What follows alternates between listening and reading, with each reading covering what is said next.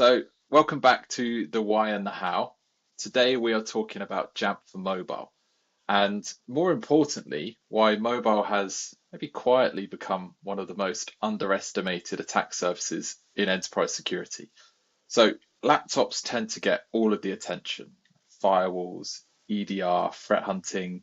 Meanwhile, mobile devices are holding your email, identity tokens, MFA approvals, Slack, Teams, finance apps, sensitive data, and they're often protected by very little. So today we're going to break this down properly. We're going to try and cover a few of what Elmo and I consider to be key components of the Jamf for mobile offering. So compliance, automated OS updates, phishing protection, to name a few. Why each of these matter and how Jamf actually solves them in the real world. Because this is a great component or part of Jamf for mobile. Like obviously we have some really innovative ways customers are using Jamf to manage their mobile devices. But maybe what a lot of customers don't realize is all of this security functionality is now part of the licensing and offering. So yeah, Elmo, how you doing, mate? Great to see you again. Hopefully this is a Yep. topic that you find interesting.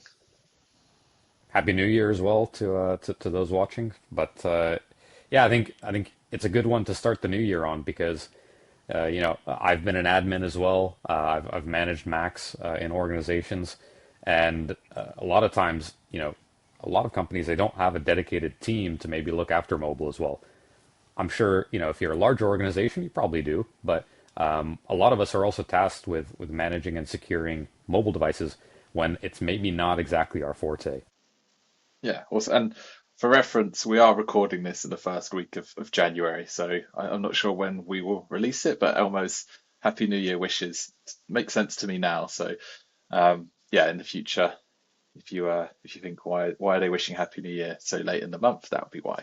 So let's start where a lot of security conversations actually begin, and that is with compliance, because the reality is you might be looking to implement mobile security functionality, but you haven't necessarily had a attack on your mobile that you at least know of, or maybe you're confident they haven't. However, there are compliance frameworks now across the globe that are mandating mobile. And this is actually a topic that's quite close to my heart. I presented on this at JNUC last year. Um, and if I just actually briefly share what I presented and built for that conference um, for you all now. So yeah, this is a simple web app that I built for the JNUC presentation initially, but anyone is feel free to use this if you are indeed working with compliance frameworks and mobile devices. So select the compliance framework you're trying to meet or adhere to. So in my case, being in the UK, I'm going to select Cyber Essentials Plus, and then it gives me a nice, simple executive summary of what are the actual requirements that Cyber Essentials Plus lays out for mobile, and then some guidance on actually how to be compliant and meet those expectations and standards using the Jamf for mobile offering. So again, this is some guidance for those that would be interested in making their mobile devices compliant. And of course, there are ways in which you can implement those policies using the Jamf for mobile offering. Some of that we'll cover today, some of that we can explain in more detail in future sessions. So that is the kind of first step we take. And I guess the next step, and probably the simplest, most effective, bang for buck implementation you could put onto your mobile devices from a security point of view is automated OS updates, leveraging the latest and greatest protection that Apple put into iOS as seamlessly and easily as possible. Yeah, exactly that, Adam. We've talked about how Jamf has a new feature called Blueprints available to customers already, how we're utilizing Declarative Device Management or DDM. This is very much applicable to mobile devices as well. So hopefully by now you've heard of Jamf's Blueprints. We've talked a lot about it since JNUC and our announcements there around automating software updates for devices in a super easy way. Here I've got a few blueprints already created for software updates. Just to recap, we have two options for enforcement. That can be latest OS version, where we simply set a day amount and local time after which a device will update, or a specific OS version and time, where we can choose an exact date and time and target OS version. Keep in mind, you can have many different blueprints for different devices. This is thanks to smart groups. So in Jamf Pro, this blueprint is scoped to all managed iPhones, so they'll update automatically 14 days after a new release. But we can take this a step further with Jamf for mobile. We can have, for example, automated patching of vulnerable OSs. We'll show this a bit later as well with Adam when we look at our Jamf Security Cloud. But with the usage of smart groups, we can automatically have vulnerable devices be identified and flagged, added to a smart group, and these can follow a direct update where we set a date and time in the past and a specific OS version to update these devices as soon as they're identified as being vulnerable. So really quick and easy way to make sure that vulnerable devices are automatically patched and all of our devices in general are kept up to date. Let me still show you a bit of what it looks like on the end user side, what they would actually be seeing when these blueprints are applied to their devices. So here's my end user device. Currently, there's a OS update that's pending in the system settings. But if I open up Jamf Trust, as an end user, I'm actually notified that my device is a security risk because of a vulnerable OS. This will automatically add this device into that smart group that I was just showing on the admin console side. And that means our blueprint to update this device immediately will be applied. You can see here that there's a message to the end user that says your organization has decided to update your device to a specific OS version. So after it downloads this, which happens immediately, after it downloads this, it's going to then prompt the user to be forced to install this managed update. So it will be installed automatically or within the next hour, depending on certain criteria that is set by Apple. So really fluid experience for the end user. They're kept informed. They always have visibility and access to the Jamf for mobile toolings and Jamf Trust to see the security risk or status of their device as well, which we'll show on the admin side a bit later in this video as well. Yeah, I think it's such a powerful feature just to be able to reduce friction for both security teams, for admins, and for your end users as well. So yeah, let's dive into that in a bit more detail with some additional use cases or next steps you would take with that. So yeah, from a kind of mobile point of view, let's imagine we've got the devices managed, we've got the settings in place so that they are compliant. We've got things like automated OS updates in play with blueprints to keep them on that latest OS version, and obviously from a security point of view, the latest protection. But then it comes to what is often the most prevalent security risk on mobile, and that is things like phishing attacks.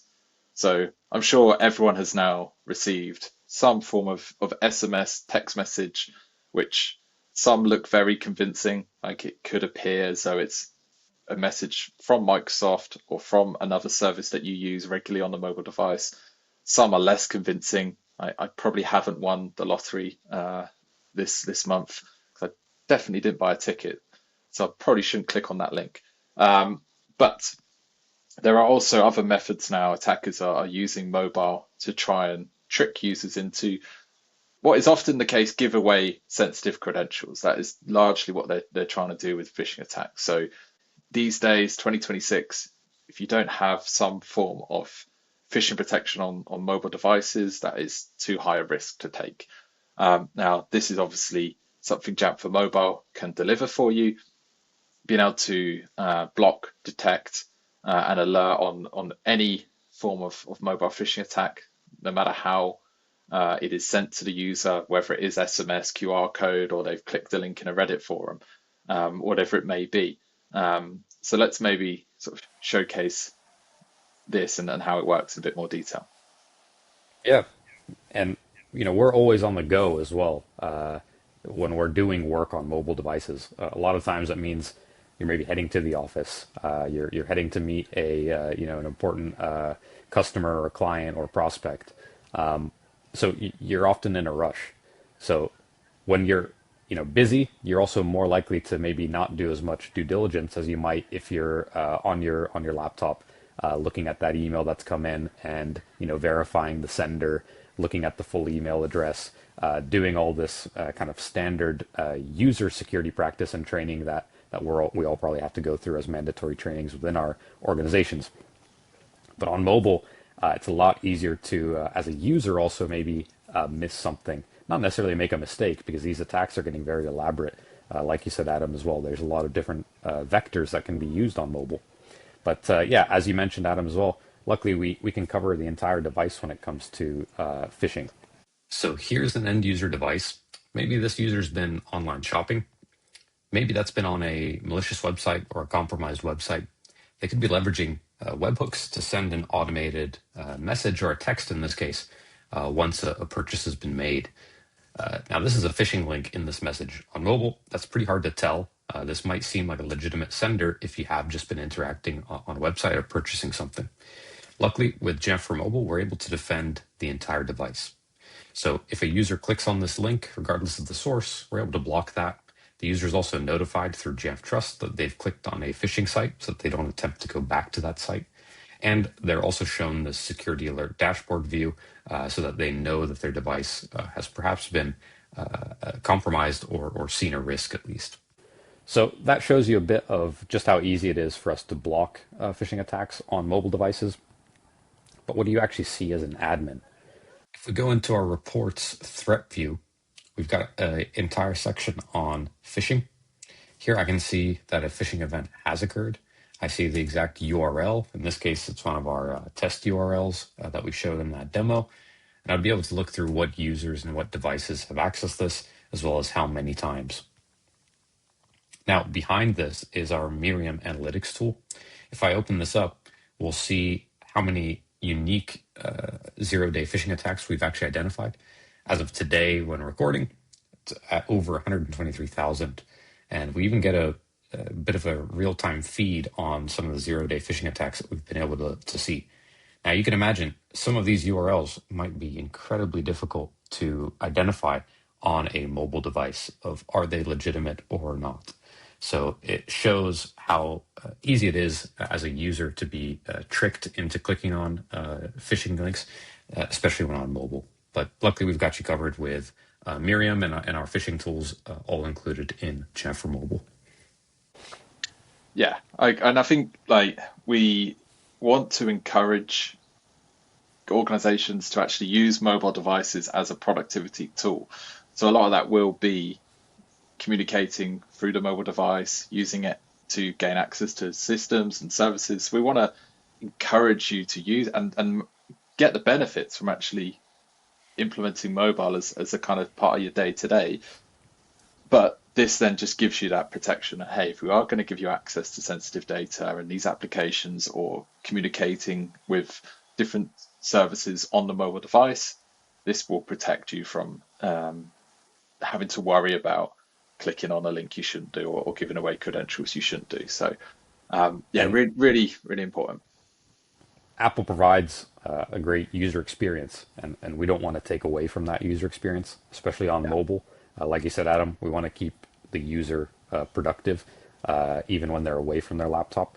So our security stance and solutions as well are built so that the end user really shouldn't notice that, hey, they're there and they're doing what's needed. As we saw with the phishing, it's not user invasive.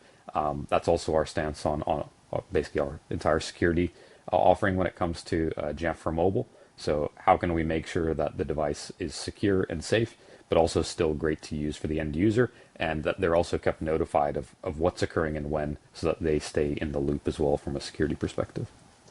yeah, great point.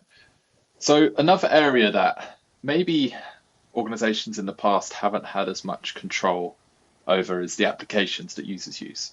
Now, most businesses adopt a policy that although we own the device, you can more or less install applications of your choosing. Now, we do have customers that manage that more vigorously and sort of restrict applications to approved applications only. Um, and like, yeah, we have customers the other side of the spectrum who just allow users to download any application that they wish. Now, with Jamf for mobile, what we provide you with is additional reporting. So not just telling you what applications are installed across what devices and what versions they are, but actually giving you more context with our App Insights report. So maybe let's have a little preview of what this looks like. Yeah, sure, Adam. So here we've got our App Insights security tab. Here I can have a look at very detailed application information. This includes, for example, on Chrome for iOS, I'll be able to view all of the different versions that are installed and across what devices and how many devices. Really useful information. I also get risk scores for each individual version. So if a specific version has a known CVE, I'll be able to directly see that here. Let me just clear my filters here. You can also filter by category or platform. Note that we actually do support Android as well. All of our security features for Jamf for mobile can be applied across Android as well. Now I'm going to filter just by a risk category here, so medium risk applications. And I can actually see WhatsApp has a specific version that has a known vulnerability. So let's look at the detailed view of this.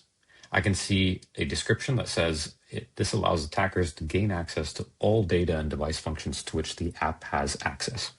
Now, that's pretty severe risk there. I can actually scroll down and even see all the permissions that this application actually has. Now, WhatsApp does have quite a few permissions. So if an attacker was able to gain access to this vulnerable app, that would be quite a large security risk. Luckily, I can directly review our app watch lists. This would give admin notifications on if a particular category or a specific app was downloaded by an end user. We also have the capability of doing a direct app block, so where we add a block list ID so that that app would actually be blocked from being installed on that device altogether. But you can take this a step further through our threat prevention policies as well. There's a specific area for vulnerable app installed where we can signal our UEM, so Jamf Pro, around a vulnerable app being present on a device. It gets added to a smart group, and that smart group can then be used for the IT admins to do whatever kind of remediations they might want to for those devices that do have vulnerable apps present. So a lot of different angles that we can take here, but hopefully gives you an idea that we really do have the bases covered on this front as well. Yeah, awesome, and yeah, awesome to shout out the Android support as well.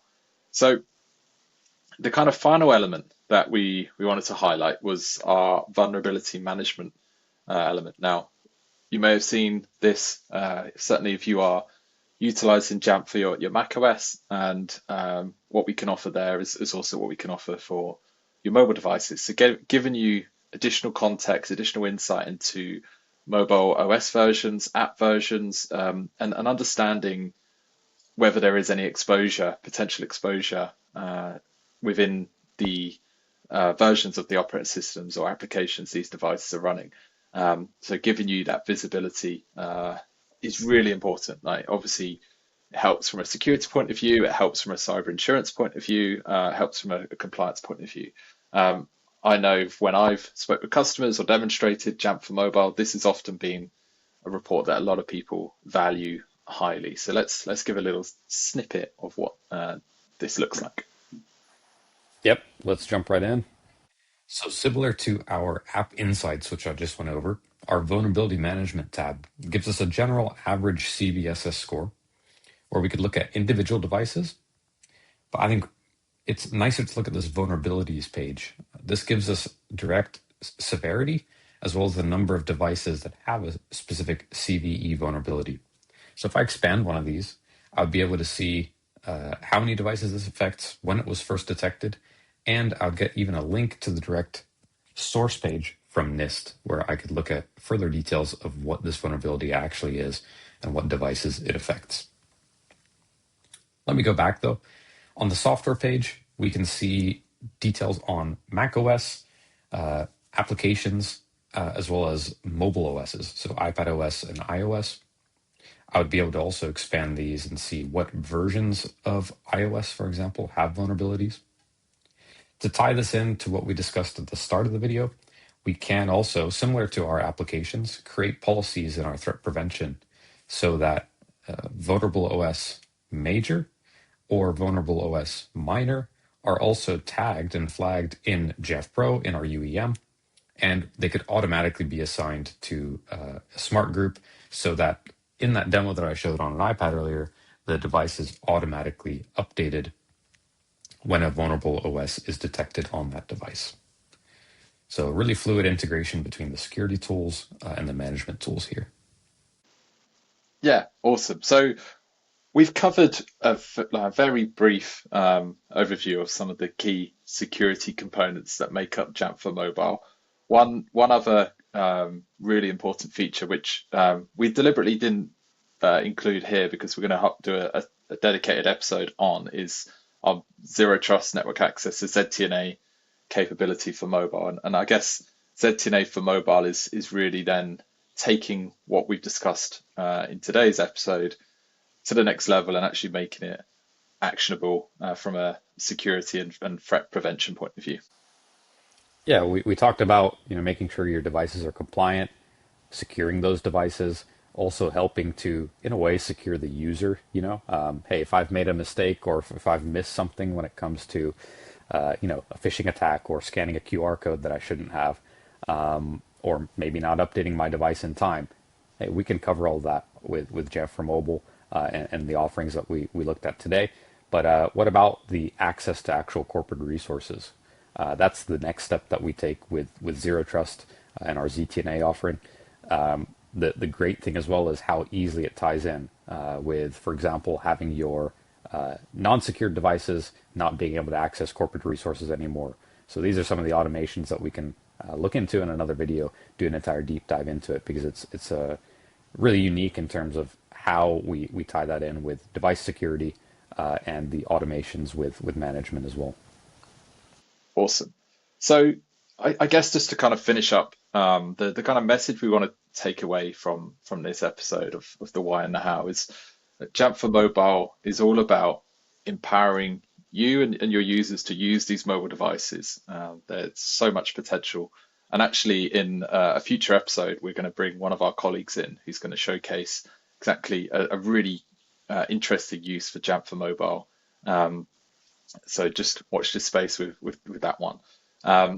But at the same time, you want to encourage these devices to be utilized. You want to make sure they have the necessary protection in place whilst not impacting the user experience. And I think we've really nailed it with our offerings. Our product team do a brilliant job when it comes to balancing the security feature with the user experience. So yeah, hopefully this introduction to the Jamf for mobile security offering has whetted your appetite to learn more if you aren't already utilizing it. Um, and Elmo, pleasure as always. Great speaking with you. And yeah, looking forward to the next one where I think we may have a guest join us. Yep. Thanks, Adam. Thanks everyone for joining us today, and yeah, we'll speak soon.